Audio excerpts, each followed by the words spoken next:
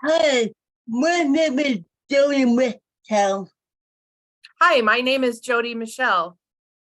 and in the end of today, in the end of the ability that then will be talking about an important topic.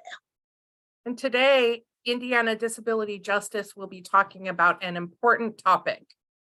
We will be talking about home health care. We will be talking about home health care. Home health care is when people come in to take care of the needs of people with disabilities. Home health care is when people come in and take care of the needs of people with disabilities. That's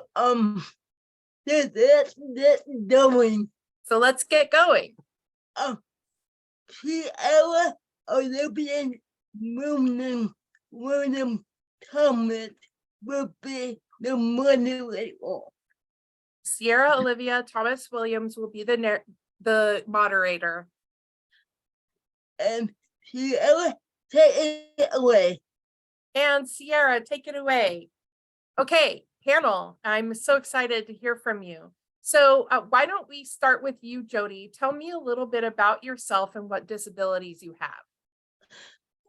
Well, I'm the community IDJ. Well, I'm the communication coordinator for IDJ. And I'm also the hub coordinator. And I'm also the hub coordinator IDJ. Of IDJ. I have cerebral palsy and depression. And I have cerebral palsy and depression. And PTSD. And PTSD. Thank you, Jody. Danielle, tell us a little bit about yourself and what disabilities you have. My disabilities that I have is legally blind, borderline personality disorder, bipolar 2, PTSD, generalized anxiety disorder, major depressive disorder, and I also am undiagnosed as having autism. And I think that's. Yeah, tell us a little bit about you. Oh, about What are you me. into? Yeah. I am an advocate for people with disabilities, and I run my own advocacy program personally, along with my wife, and we speak on the accessibility for those with disabilities and for the ability to have the right assistance even in domestic violence. And also speaking on behalf of other clients if necessary to help them. And that's pretty much about it. Thanks, Danielle. Diane, why don't you tell us about yourself and the disabilities that you have? Well, one disability I have is severe arthritis, and it's called arthritis. It's in the muscles and the joints.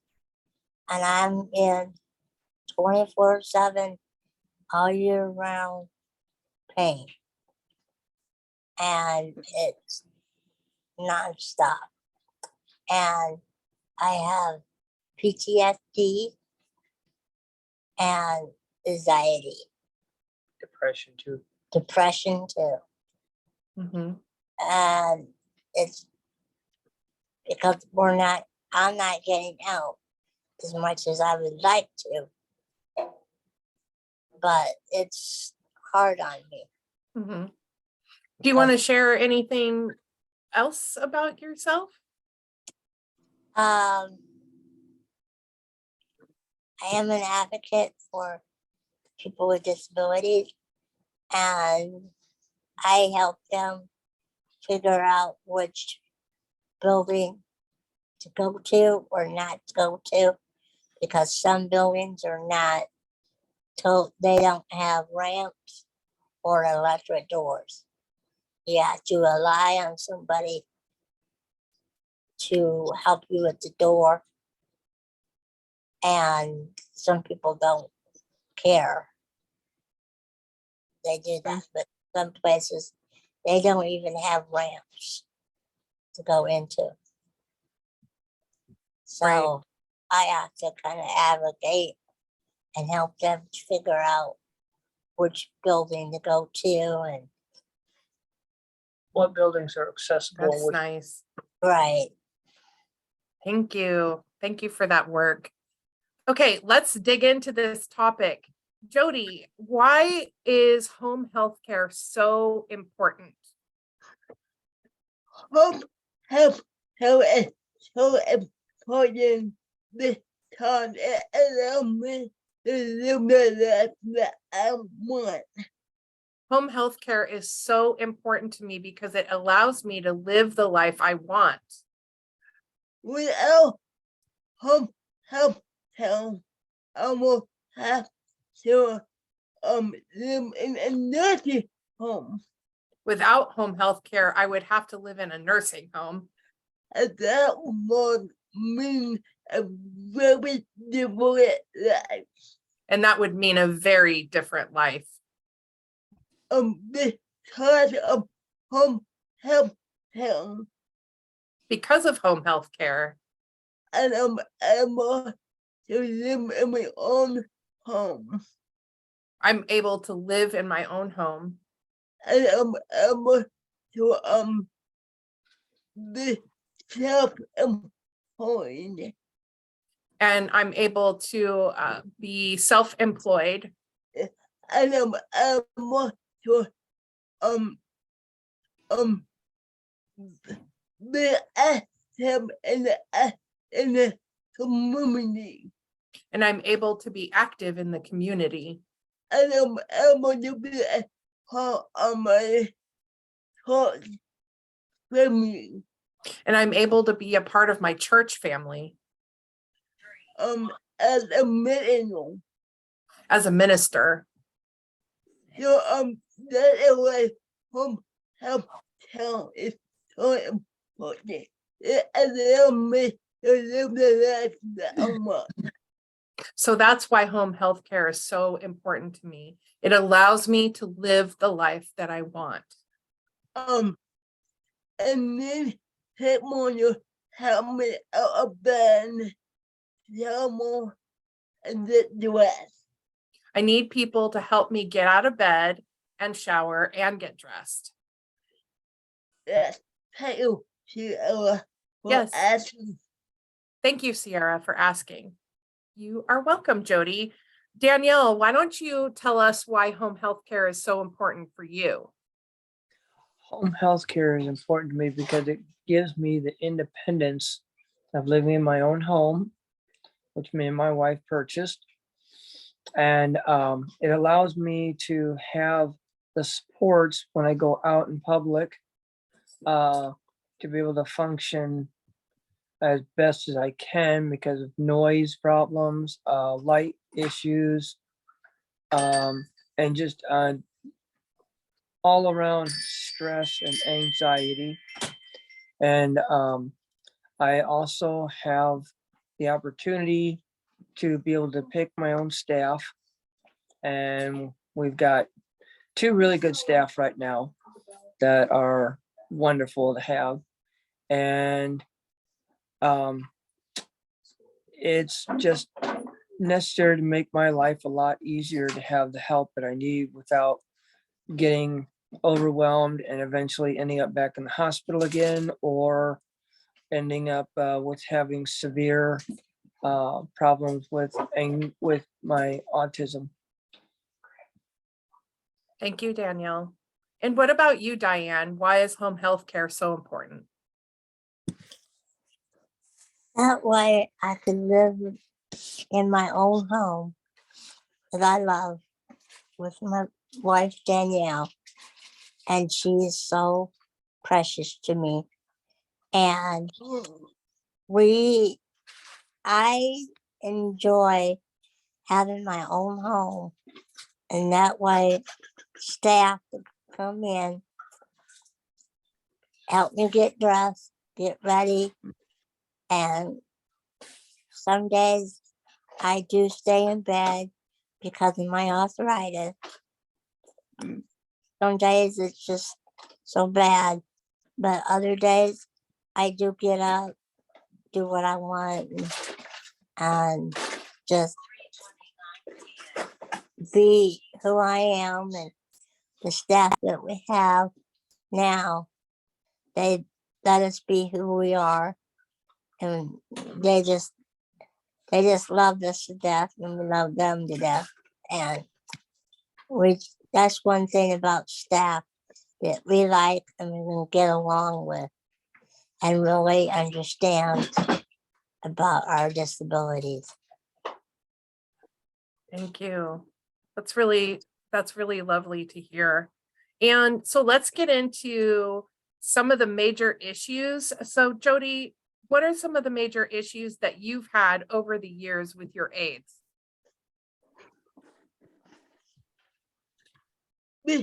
Because we don't have enough people in this field. Because we don't have enough people in this field. And no, if we have an aid. I don't even know if I would have an aide. I don't even know if I will have an aide. On a particular day. On a particular day. And if I do, I don't always know who the aide will be. And if I do, I don't always know who that aide will be. This causes a lot of anxiety for me. This causes a lot of anxiety for me. Because I don't get to have a say who come in my house. Because I don't get to have a say over who comes into my house. Or when I have to build my day around my staff. I have to build my day around my staff. Instead of the other way around. Instead of the other way around. I don't get a say who touch me. I don't get a say who touches me. In the most private of places. In the most private of places. You help me move my left arm up. The fact that we don't have control and one of the main issues of the home health industry. So the fact that I don't have control is one of the major problems with the home healthcare industry. Thank you, Cierra. Thank you, Cierra. You're welcome, Jody. Thank you. So why don't we go to Danielle Pitmon? And Danielle, why don't you tell us what are some of the major issues? Sorry, pause for just 1 second. I accidentally muted you. I didn't realize that it would, and I'll cut this part out, but I didn't realize that I would not be able to put your microphone back on. I'm so sorry. I won't do that again.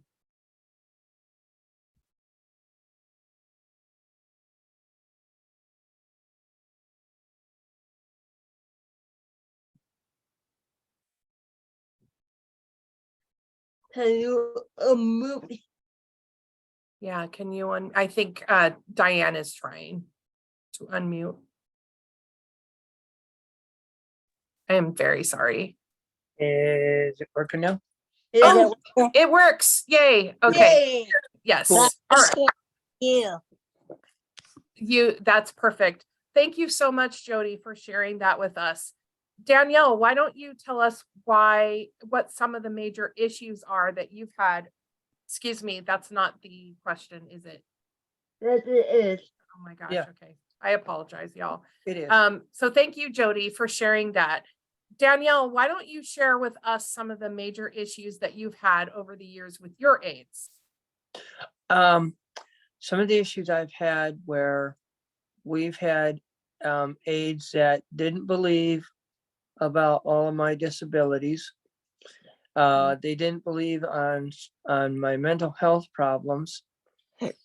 And I was literally just treated like a number at times. Mhm. And without any regard to me being a human being. Mhm. They basically just put anybody they wanted in here without even consulting us ahead of time in the past. But now in that area, things have begun to change. And also the fact that the one problem I have with the system is they want me to actually use transportation independently. And because of all of my mental health and disabilities, I currently cannot do any of it without having major assistance because I get very burned out, and I get to the point sometimes where I will shut down, or I will just have time where I just need to get into my room and have a weighted blanket over me and darkness. And there are staff that haven't really respected that. But Mm. now I've got staff that actually do respect that. That's great news. Diane, what are some of the major issues that you've had over the years with your aides?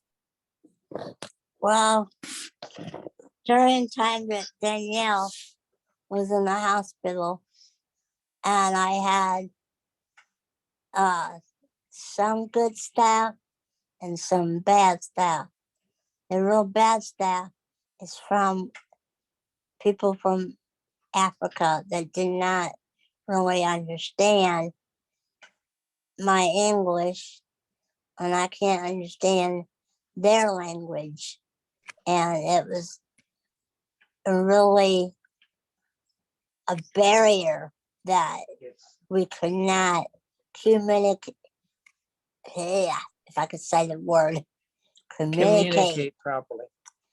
And I could not let them know what I needed and I wanted, but they just couldn't understand. So I had to find someone that can understand. And I told the company that I needed someone in here that can really speak the English. And I'm not prejudiced, it's just the language barrier gets on my nerves. And I give them a chance, but it's really hard, really hard to understand people from another country. Thank you, Diane. Do you have anything else you wanted to add to that? You looked like you are at a thinking face. I can you guys see me? I can't Yes. see. Oh, you can't see me? No, not you or I spotlighted you. okay, So it's only you right now because we're filming. right. And so we only want your face, and that's probably why. Okay. Yeah. Don't worry, I can cut this part out. So As long as you can see me, that's great. I can see you, yes. Um, Can we do Okay. I'm sorry, I have something to add. One of the middle problems that we have that end up with talk about One of the major problems that we have that Diane often talks about is the age of the pain very much. is that Right. the aides are not paid very much. That do you want to talk a little bit about that? And Do you want to talk a little bit about that, Diane? Yes, because most people from Africa get the job, but some people That's not what she's talking about. She's talking no, paycheck. that people from America gets underpaid too, because most providers don't get enough pay for the staff to actually come in. to help. I'll add to that. Danielle wants Great. to add to that. What it is basically they start out pay for staff at a very low rate, like around $14 an hour. And they stick at that level for quite a while. But then over time, maybe they raise the pay up for the staff. But otherwise, it's just so underfunded, appreciated staff. And that basically they just don't get enough money, so we have a high turnover rate of staffing. Thank you. I That's- knew what to add. More a going with that for $10 an hour. I'd like to add that most aides don't even get $14 an hour. Right. Yeah. Thank you. Okay, so let's talk about what we can do to improve the system. So Jody, let's start with you. How can the system be improved? Right now, and maybe involved into a program. Right now, I'm not even able to enter a program. Okay. No. Right now, and I'm very involved into a program Right now, I'm getting involved into a program called self-directed.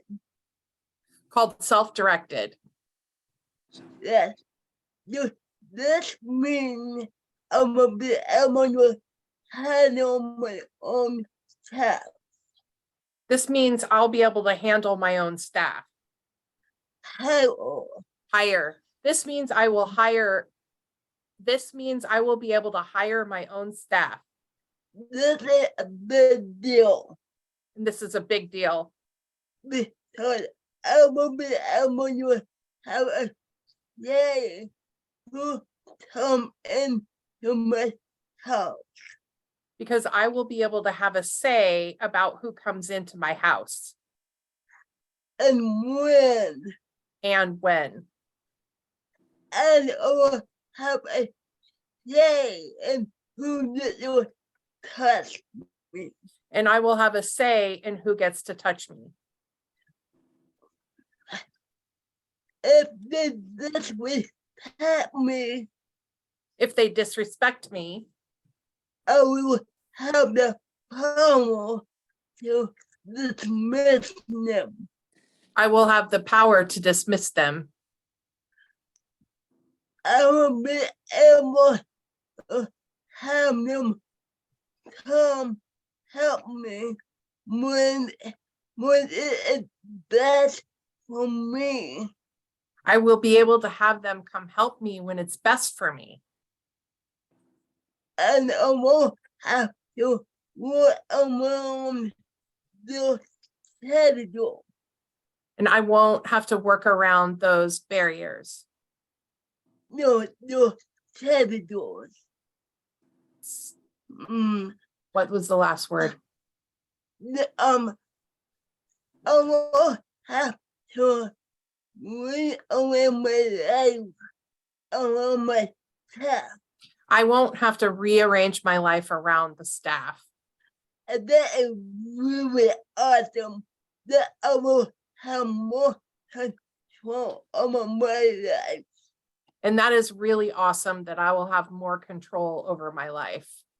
I really believe we need to push this program so that more people with disabilities have control over their lives. I really think we need to push this program so more people with disabilities can have control over their lives. And that is how we can make home health care better. And that's how we can make home health care better. Thank you. Thank you, Jody. And Diane and Danielle, how can the system be improved? One, the state needs to be able to pay staffing more to be able to retain staffing.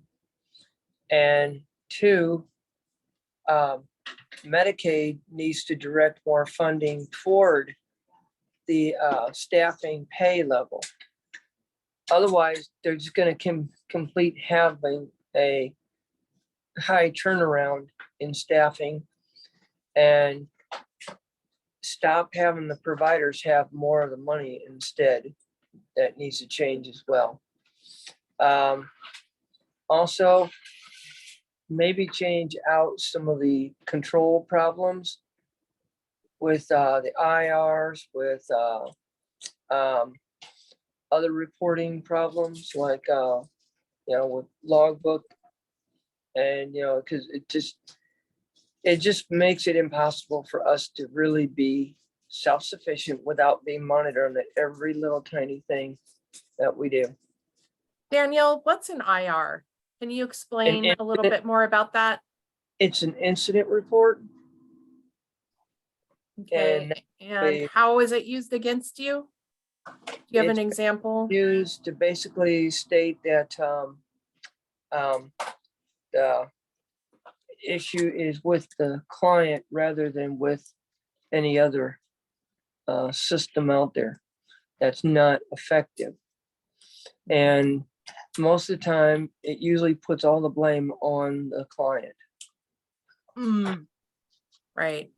Like it's kind of a way to control behavior. Correct. Yeah. Thank you. Diane, what about you? How can this home health care system be improved? I agree with Jody and Danielle that really does need to let clients be. If you want to be treated, if the staff want to be treated, you got to treat the client the same way. You see what I'm saying? Mm-hmm. So increasing respect. Right. And it's got to be two ways, two-way communication. And you got to learn to work with the client, how they move, how they do things, and they need to ask the client, what do you need help with, or with cooking or cutting up your food for you, stuff like that. And I love that. Yeah. so it's, I wondered, can't even feed themselves too much during, it's just sad to see staff won't do anything for the client if they don't want to. There are staff that are like that. There's some staff. Diane, you talked about transportation before. Do you want to add anything about improvements to transportation? Well, for a while, I used to, when we had one staff that was with us for a while, and she was able to get the van for us, and that was with another company. Now that she's back, the company we're in now does not have a van, so I have to rely on Cabs. a cab or the hospital shuttle. So the shuttle goes to the hospital and goes to the clinic around the corner of us, and they will help us during that winter time. But other than that, if it's during the summer, Danielle and I walk down, or a staff walks with me To the clinic. to the Mhm. clinic. Mhm. Thank So- you. Thank you for sharing that, Diane and Danielle and Jody. This has been a really great conversation. Just 1 second, I'm gonna I add a stop ad spotlight. There we go. There you go. So thank you so much for this conversation. It has been so productive. I learned so much. And so I want to go over a few of the things that I learned about this. So home health care is so important because the key thing is it enables people with disabilities to live life on their own terms, to be able to, and what that does is it reduces stress and anxiety, which are some of the things that you listed that are part of your life. And so some of the problems are that unknown people will come into your house. Unknown people will treat you with disrespect and touch you without consent, or just touching you, and being a stranger is just can possibly be uncomfortable. There's no consultations with staff changing quite often. And sometimes people can have bad staff, and there's often really high turnover. But all of you had some really great suggestions about how things could be improved. So we learned about a program called self-directed care, where people with disabilities essentially become an employer. And so this allows a lot more control over the experiences that people are having inside their homes. And I just want to add to the previous one, I learned that living independently, like having your own home, is so critical to your wellness, and that home health care and particularly self-directed care can help with that. And then one of the other key things that can be improved aside from transportation is paying staff more. Paying staff more will enable them probably to stay. And Danielle said it allows people to retain staff when people are paid more, and suggested that Medicaid, the pay be dealt with through Medicaid, so that providers pass that money to staff and aides rather than retaining it for the company. And then finally, that increasing respect between staff and client and staff are really critical ways that the system can be improved.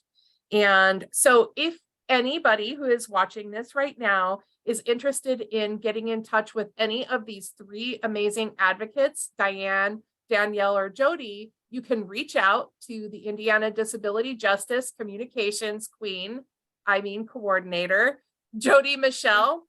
You can email her at indisabilityjustice@gmail.com, or you can go to our website and find us there at indisabilityjustice.org. And Jody will get you in touch with the Pitmons if you're interested in learning more. Thank you so much. Woo! Okay, I'll stop recording.